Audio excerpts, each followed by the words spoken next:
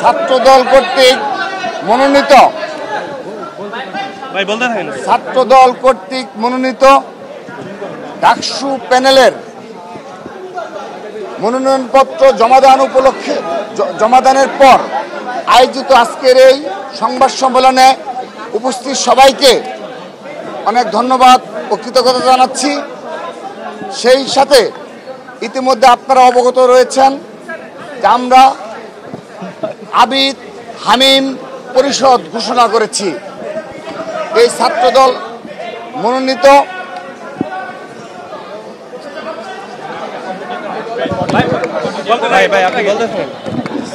এই ছাত্রদল মনোনীত আবিদ হামিম প্যানেলকে এবং মায়ের আমি আবার বলছি ছাত্রদল প্লিজ ভাই প্লিজ একটু সাইলেন্ট প্লিজ।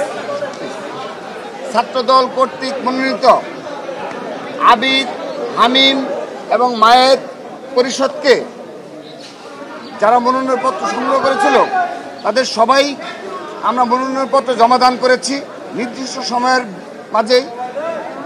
এবং আপনারা অবগত রয়েছেন গতকাল শতভাগ গণতান্ত্রিক প্রক্রিয়ায় আমরা ছাত্রদলের আমাদের এই ডাকসু প্যানেল মনোনীত করেছি। আমরা আমাদের ছাত্রদল কেন্দ্রীয় সংসদ এবং ঢাকা বিশ্ববিদ্যালয় ছাত্রদলের নেতৃবৃন্দ ঐক্যবদ্ধভাবে পুরোপুরি গণতান্ত্রিক প্রক্রিয়ায় অভ্যন্তরীণ ভোটের মাধ্যমে আমরা আমাদের সবচেয়ে জনপ্রিয় ত্যাগী এবং ছাত্র সমাজের প্রত্যাশা অনুযায়ী আমরা আমাদের এই ডাকসু প্যানেল ঘোষণা করেছি।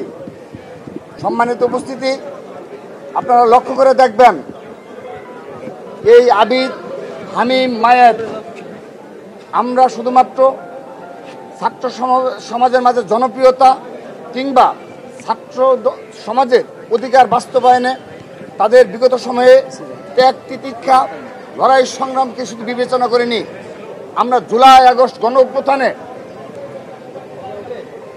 বাংলাদেশের অল্প কয়েকজন যারা রয়েছে যারা সত্যিকারের ঢাকা বিশ্ববিদ্যালয়ে বীর হিসাবে আখ্যায়িত করা সম্ভব এবং ইতিহাসে স্বর্ণাক্ষরে লেখা থাকবে জুলাই আগস্টের গণ অভ্যুত্থানে সেই বীরদের নিয়েই আমরা আমাদের প্যানেল গঠন করেছি।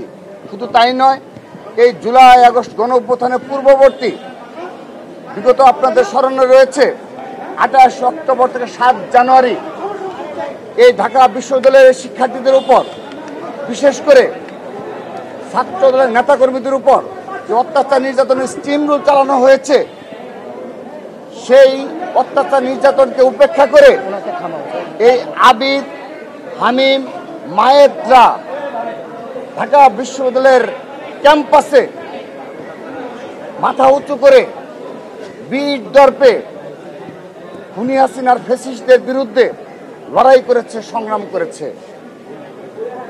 এই আবিদ আর হামিম আমাদের দীর্ঘদিনের পরীক্ষিত নেতৃত্ব এবং ছাত্র সমাজের মাঝে খুবই জনপ্রিয়। আমরা সেজন্য পুরোপুরি গণতান্ত্রিক প্রক্রিয়ায় আমরা আমাদের এই প্যানেল নির্বাচিত করেছি। সেই সাথে আমরা যদি প্যানেল নিয়ে বলি, আমরা একটি ইনক্লুসিভ প্যানেল আমরা করতে সমর্থ হয়েছি। এখানে আমাদের ক্ষুদ্র নির্দিষ্টকে আমরা মূল্যায়ন করার চেষ্টা করেছি এবং ক্রীড়াবিদকে আমরা নিয়ে এসেছি আমাদের এই প্যানেলে এবং নারীদের অগ্রাধিকার দিয়েছি। কিন্তু হয়তোবা অনেক ডাকসু প্যানেলে নারীদের হয়তো সংখ্যায় বেশি, কিন্তু ছাত্রদল এই 5টি মেয়েদের হলে সবগুলো হলে আমরা আমাদের প্যানেল দিয়েছি।